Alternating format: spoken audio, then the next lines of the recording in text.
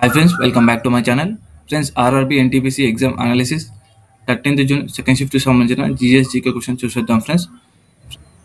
13th June first shift సంబంధించిన analysis చేయడం జరిగింది. ఇంకా ఎవరైనా చూడకపోతే చూసేయండి ఫ్రెండ్స్. కింద డిస్క్రిప్షన్లో ఉంటుంది, లేదంటే పైన ఐకార్డ్లో ఉంటుంది, చూసేయండి ఫ్రెండ్స్. ప్రతి వీడియోలో నేను క్వశ్చన్ అండ్ ఆన్సరే కాకుండా ఆన్సర్కి సంబంధించిన ఎక్స్ట్రా టాపిక్ కూడా చెప్పడం జరుగుతుంది. ఎందుకంటే నెక్స్ట్ రాయబోయే వాళ్ళకి చాలా యూస్ఫుల్ ఉంటుంది. సో మనం చెప్పే విధంగానే నెక్స్ట్ సేమ్ టాపిక్ నుంచి వస్తున్నాయి. సో అదే విధంగానే మనం ఈ వీడియోలో కూడా చెప్పుకుందాం.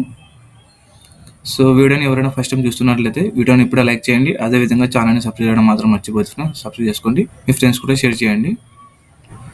ఇంకోటి ఫ్రెండ్స్, ఈ వీడియోకి సంబంధించిన పీడిఎఫ్ కావాలంటే కింద టెలిగ్రామ్ లింక్ ఉంటుంది, జాయిన్ అవ్వండి ఫ్రెండ్స్. నేను టెలిగ్రామ్లో అప్లోడ్ చేయడం జరుగుతుంది. RRB NTPC exam analysis 13th June second shift. ఒకటో ప్రశ్న, అరావళి మరియు వింధ్య పర్వతాల మధ్య బీచ్ ఏ రకం రాతి స్థితి ఉంటుంది? మధ్య భూమిలో ఉన్న పాత అగ్నిపర్వతాల లేదా అత్యంత పురాతన పర్వతాలు కావడంతో ఇక్కడ ప్రధానంగా గైనీస్, సిస్టు మరియు గ్రానైట్ వంటి ఐగ్నియస్ మరియు మెటమార్ఫిక్ రాళ్ళు కనిపిస్తాయి. రెండో ప్రశ్న, హరప్ప సంస్కృతిలో ఏ లోహం లేదా పదార్థంతో విగ్రహాలు తయారు చేయబడ్డాయి? హరప్ప సంస్కృతిలో విగ్రహాలు ముఖ్యంగా క్యామ్సా, బ్రోంజ్, తంబా, కాపర్, పాతర స్టోన్, మట్టి కొర్ర, టెర్రకోటాతో తయారు చేయబడ్డాయి. మూడో ప్రశ్న, కంట్రోల్+ట్యాబ్కి షార్ట్కట్కి ఏమిటి? కంట్రోల్+ట్యాబ్ ఒక షార్ట్కట్కి అయి ఉంటుంది. సాధారణంగా బ్రౌజర్ లేదా ట్యాబ్ ఆధారిత అనువర్తనాల్లో ఓపెన్ ఉన్న ట్యాబ్ల మధ్య ముందుకు ఫార్వర్డ్ మారడానికి ఉపయోగించబడుతుంది. నాలుగో ప్రశ్న, సహకారిత కోఆపరేటివ్ భారత రాజ్యాంగంలోని ఏ సూచితో సంబంధం కలిగి ఉంది? సహకారి అనేది భారత రాజ్యాంగంలోని రాష్ట్ర సూచిలో స్టేట్ లిస్ట్కి చెందిన అంశం. నిబంధన ఆర్టికల్ 32 రాష్ట్ర సూచీలో సహకార సంఘాల గురించి పేర్కొనబడింది.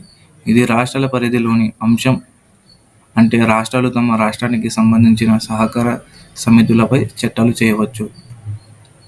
ఐదో ప్రశ్న, గుప్త వంశానంతరం భారతదేశంలో ఏ రాజవంశాలు పాలించాయి? రాష్ట్రకూటలు వెంటనే పాలించారా? గుప్త వంశం తరువాత రాష్ట్రకూటలు వెంటనే పాలకవర్గంగా రాలేదు. గుప్త సామ్రాజ్యం పతనం తర్వాత ఉత్తర భారతదేశంలో మరియు దక్షిణ భారతదేశంలో విభిన్న రాజవంశాలు ఏర్పడ్డాయి. ఆరో ప్రశ్న, రాష్ట్రీయ బాలిక దివస్ ఎప్పుడు నిర్వహించబడుతుంది? Rashtriya Balika Divas, national girl child day ప్రతి సంవత్సరం జనవరి 24న నిర్వహించబడుతుంది. ఏడో ప్రశ్న, COP16 బయోడైవర్సిటీ యొక్క ఉద్దేశం ఏమిటి? COP16 యొక్క ముఖ్య ఉద్దేశం స్వదేశీ ప్రజలు మరియు స్థానిక సమాజాలు జీవ వైవిధ్య పరిరక్షణలో పాల్గొనడానికి ఒక సంఘటిత వేదిక లేదా సమూహం సృష్టించడం. ఎనిమిదో ప్రశ్న, 2025 భారతదేశం మానవ అభివృద్ధి సూచిక హ్యూమన్ డెవలప్మెంట్ ఇండెక్స్ స్కోరు మరియు ర్యాంక్ ఏమిటి?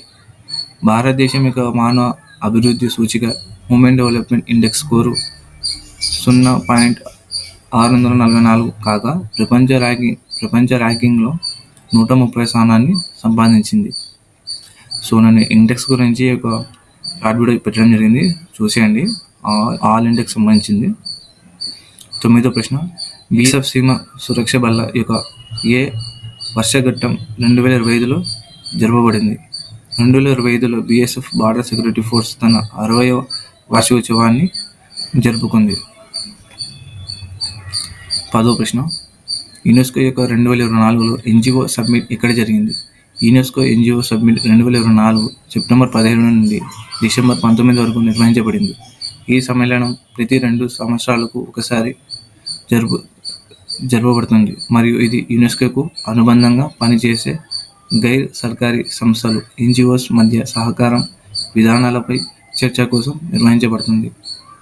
11వ ప్రశ్న, రాజ్యసభ రాజ్యసంఘం ఉమ్మడి సూచితో ఏ సంబంధం ఉంది? రాజ్యసభ భారత రాజ్యాంగంలోని పార్లమెంట్ యొక్క అప్పర్ హౌస్. ఉమ్మడి సూచి కాంకరెంట్ లిస్ట్ అంటే భారత రాజ్యాంగంలో 3 జాబితాలు ఉంటాయి. కేంద్ర జాబితా, రాష్ట్ర జాబితా, ఉమ్మడి జాబితా. ఉమ్మడి జాబితాలో ఉన్న అంశాలపై కేంద్ర మరియు రాష్ట్ర 2 చట్టాలు చేయవచ్చు. 12వ ప్రశ్న ఫ్రెండ్స్, 4 భాగంలోని ముఖ్య ఉద్దేశం ఏమిటి? 4 భాగం భారత రాజ్యాంగంలోని ధార్మిక కర్తవ్యాలను కలిగి ఉంటుంది. ఇవి ప్రభుత్వానికి మార్గదర్శకాలు ఇస్తాయి. ఇవి సాధారణ ప్రజల సంక్షేమానికి, సమాజ న్యాయానికి దారి చూపే సూత్రాలు. 13వ ప్రశ్న, భారతదేశంలో తక్కువ జనసంఖ్య ఉన్న కేంద్రపాలిత ప్రాంతం ఏది? భారతదేశంలోని కేంద్రపాలిత ప్రాంతంలో అండమాన్ మరియు నికోబార్ దీవులు అతి తక్కువ జనసంఖ్య కలిగిన కేంద్రపాలిత ప్రాంతంగా ఉంది ఫ్రెండ్స్.